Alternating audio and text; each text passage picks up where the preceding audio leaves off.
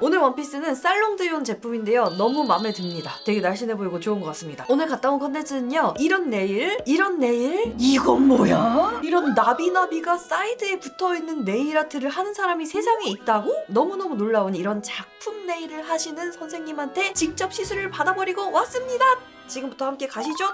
이분 인스타부터 한번 같이 보자고요. 남부 요시코라는 일본인 선생님의 이제 인스타그램인데요. 이분은 샵 운영은 안 하십니다. 예전에는 살롱 운영을 되게 오랫동안 하셨다고 하는데 지금은 살롱 운영을 안 하시고요. 일본에서 네임드 선생님으로서 프로 네일 쌤들의 교육, 쌤들의 쌤인 거죠. 그런 교육을 하시거나 아니면 네일 제품 브랜드랑 같이 협업을 하거나 우리나라 네일 제품을 일본에다가 소개하는 유통업도 본인께서 하고 계시는 그런 선생님입니다. 이분의 작품들을 보면은 진짜 이거는 아트로서 작품으로서의 네일이죠. 이런 네일을 하는 사람은 뭐 카디비 정도이지 않을까. 이분의 주 종목은 아크릴 스캅처라고 합니다. 그래서 이런 나비나비도 아크릴을 이용해가지고 이렇게 한 땀 한 땀 손으로 만드는 거라고 합니다. 샵은 운영하고 계시지 않으니까 작품 연구하시는 아뜰리에로 제가 찾아갔습니다. 여기가 공간이 되게 멋있었어. 하지만 그거는 보여드릴 수가 없었어. 자, 이제 아크릴 스캅처를 하기 위해서 케어부터 시작을 하는데요. 이렇게 기역자로 생긴 푸셔를 사용하시더라고요. 뭐 푸셔는 네일 아티스트마다 손에 맞는 시술에 맞는 푸셔가 따로 있을 텐데 이렇게 기역자로 생긴 푸셔도 거참 쓰기가 좋네 하고 생각하고서는 요거는 뭐 어떤 특징이 있어요? 라고 여쭤보니까 그 누가 써도 초보자가 써도 루즈 스킨과 큐티클 제거가 싹싹 잘 되는 푸셔를 본인이 개발하셔가지고 이렇게 내놓은 상품화 하신 거라고 합니다. ちょっと一瞬やってほしいんだけど、はいやっぱりセルフでやる方が結構多いから、商品出したんですけど、なるほど。予想以上にプロが皆さん買ってくださってて、先生はネイル歴何年目？ 26年はやってると思います。なるほど。どうやってこの業界に入ろうって思われたんですか？ネイルサロンというものを耳にするようになったのが高校を卒業した後ぐらいなんですね。なんか高かったの。当時すごく高くて、チップラップで長さを出すだけで、3万から5万とかそんな払えないみたいな金額だったんですね。これ私自分でやりたいと思って店長さんに何気に話したらうち募集してるよみたいなっていうところからの始まりですね。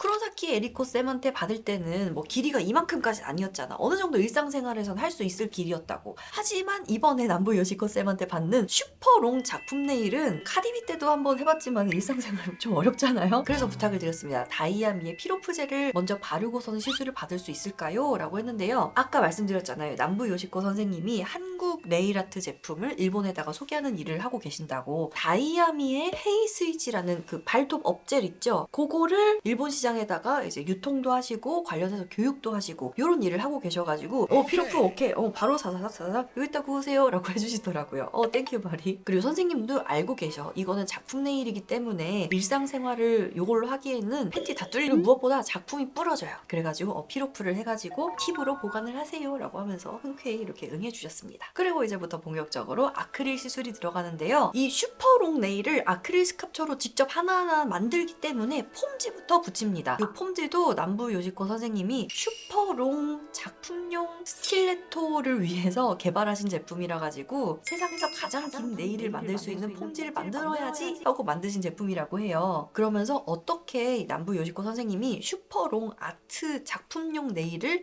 만들게 되셨는지 이런 얘기를 여쭤봤는데요. 認定講師取ったらすぐサロンとスクールオープンさせていただいて、で自分でやってたんですね。私のその知り合いのまずはオデッセイのエディゲーターを取るんだよっていうなんか勝手に決められたんですよ。オデッセイのエディゲーターって何っていうぐらいの時代ですね。今だとエディゲーターって結構、ありますね。ブランドごとに24カ国とか合同トレーニングが12年間経験してるんですよ。このロングネイルとかスティリットっていうネイルはロシアから来てます。 러시아 사람들이 하는 네일이 엄청 화려합니다. 속눈썹에서도 러시안 볼륨이라는 시술이 있듯이 네일계에서는 러시안 쉐입이라는 게 있습니다. 옆에서 봤을 때 이 곡률이 많이 곡져 있어요. 그리고 손톱 끝으로 갈수록 아주 뾰족하고 얄쌍하게 떨어져. 그런 러시아의 작품 네일을 많이 보다 보니까는 하고 싶다라는 생각이 드시고 이제 디자인도 개발하고 그렇게 되었다라고 말씀하셨는데요. 그러면서 플러스 알파 일본에는 이미 스캅처가 90년대 후반에서 2000년대까지 계속 이렇게 붐이어가지고 그리고 마침 갸루 문화 막 이런 것도 발달하다 보니까 그때 일본에서는 네일 아트를 하러 살롱에 간다, 샵에 간다, 이꼴 아크릴 스캅처 한다 인 시절이 있었다고 합니다. 지금도 뭐 시부야 뭐 이런 쪽에 가면은 이만한 슈퍼롱 네일에다가 뭐 키티랑 뭐 이것저것 막 캐릭터랑 막 이렇게 붙인 그런 네일을 하는 집들이 있어요. 그래서 러시아에서 보고 배운 것과 일본에 이미 있던 것을 합쳐가지고 남부 요시코만의 작품 세계를 만드신 것 같았습니다.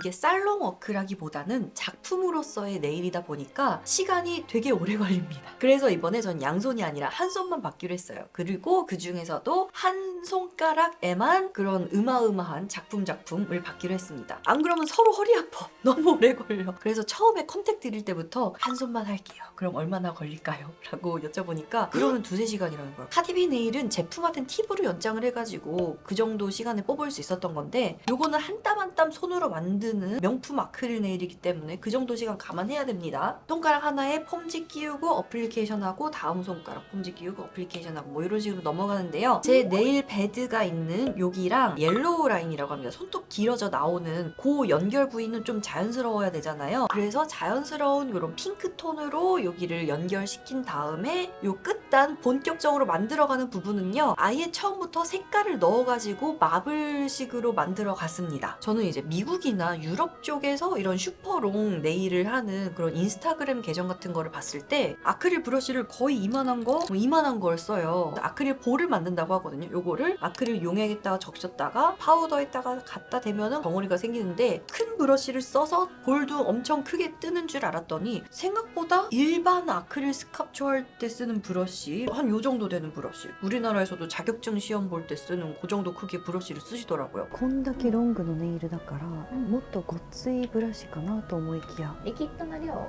調節するし、あと乗せる回数も変えていくので、特にそういうっていうことはしないです。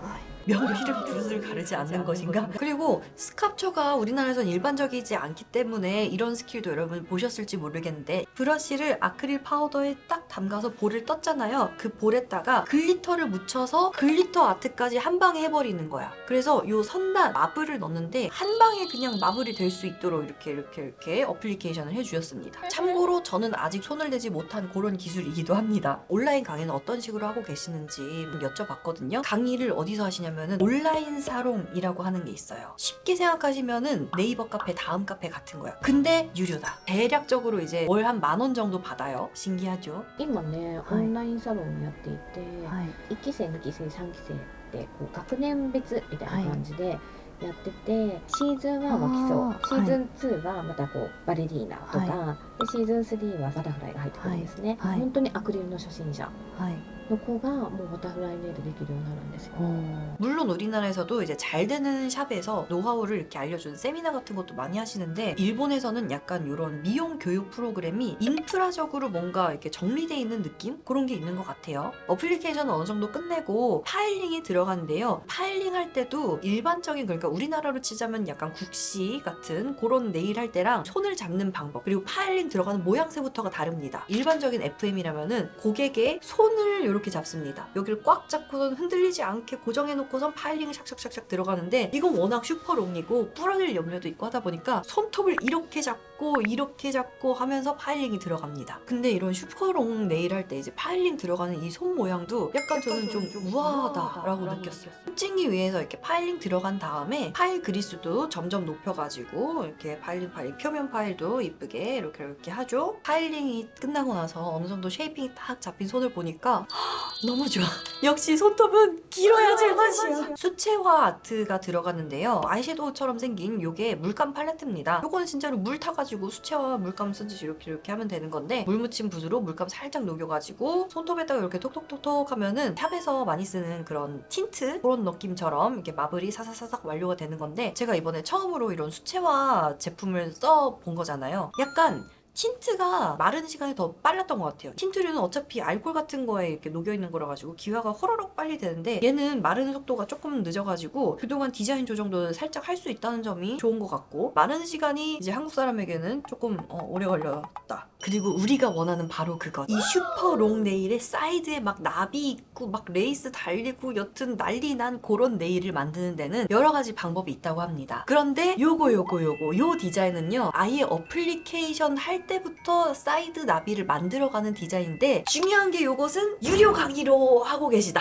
우리 채널에 이걸 공짜로 풀어버리면은 그 유료 강의 두 번째로 조금 더 빠르고 조금 더 간편한 방법이 뭐가 있냐면은 레진 아트 할 때처럼 이런 몰드가 있습니다. 몰드에다가 젤 혹은 아크릴 이렇게 채워 넣어가지고 뿅 하고 틀 모양대로 떠질 거 아니에요. 그거를 이 슈퍼롱 네일의 사이드에다가 찹찹 파츠 붙이듯이 붙이는 식으로 그거는 공개가 가능하시대. 그래서 조금 더 간소화된 형식으로 받아보기로 했습니다. 시간 단축을 위해서 틀로 만들어 놓는 그 모양을 이미 뽑아 놓으셨더라고요. これは材料は何ですか？羽の。これはい。ジェルでどうやって作るジェルでんですか？型を取ったの。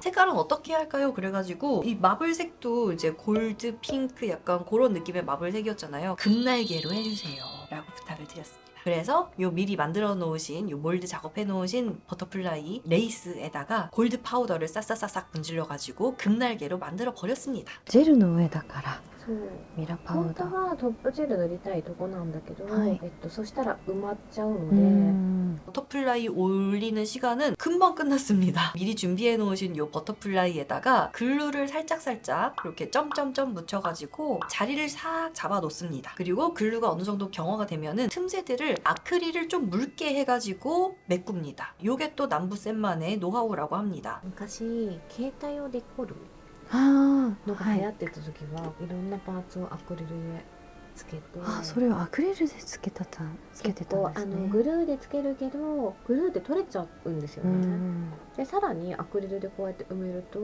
取れないんですよ。なるほど。 그러면서 다이아미의 헤이 스위치는 어떻게 일본에 소개하게 되었는지 일본에서 어떤 반응인지 이런 걸 좀 여쭤봤어요. 다이아미원은 김미원 선생님이랑 같이 20여 년 전부터 세계를 돌아다니면서 심사위원 하시고 뭐 세미나 하시고 그러면서 알게 된 사이라고 하셨는데요. 이제 다이아미에서 요즘 샵에서도 많이 쓰고 있죠. 발톱을 역핀칭 해주는 젤. 원래 네일아트 할 때 쓰는 젤이라는 게 수축이 됩니다. 그래서 처음에 이렇게 바르고 나서 램프에 딱 붙잖아요. 그럼 얘네가 살짝 이렇게 오그라드는 성질이 있어요. 그런 수축 성질을 역으로 이용해서 이렇게 오그라들게 만든 것이 요즘 흔히 부르는 업젤, 다이아미에서 나오는 브랜드명으로는 헤이 스위치라고 하는 젤인데요. 이게 우리나라에서는 작년 네일아트 박람회에서 처음 보기 시작한 것 같거든요. 근데 작년 만에 확 다 퍼졌어. 그냥 패디 예약하고 그 자리 가가지고 업젤 가능해요? 그러면은 거의 모든 살롱에서 이제 준비가 돼 있는 그런 상황이 된 것 같아요. 근데 일본에는 아직 그게 없답니다. 거의 모든 네일 아티스트들이 업젤이라는 존재를 모르고 있어요. 그래서 남부 율코쌤이 이거는 일본 갖고 가면 대박일 거다라고 해가지고 본인이 직접 유통도 하시고 세미나도 하시고 이런 거를 하고 계시다고 합니다. 그래서 우리나라 좋은 제품들 진짜 일본에다가 갖고 가면 대박날 제품이 진짜 많은 것 같거든요. 한번 저랑 같이 가시자고요. 자, 이제 마지막으로 제일 포인트 되는 요 네일에다가 스톤을 올립니다. 스톤 오버레이도 아크릴로 차차차. 탑젤을 바를 때는요, 이제 남부요시코 선생님은 일본 아티스트 치고는 되게 드물게 병젤로 탑젤을 이렇게 마무리를 하셨는데 トップ塗るとやっぱりゴールドがさらに映えますね。ね、鮮やかになりますよね。そうですね。もうちょっと埋まって見えるかなと思ったら、意外とちゃんと模様出てますね。はい。 슈퍼 롱네일에 탑젤 처리를 할 때는 가경화가 이렇게 들어가 줘야 균일하게 마무리가 된다고 합니다. 그리고서 이제 램프에 넣어가지고 본경화를 시키는데 이게 워낙 면적이 넓다 보니까 이 경화를 시키는데도 또 노하우가 있으시더라고요. 램프의 밑바닥 빼고서는 이렇게 일부러 움직여 가면서 이제 경화를 시켜주셨습니다. 이렇게 완성이 됐습니다.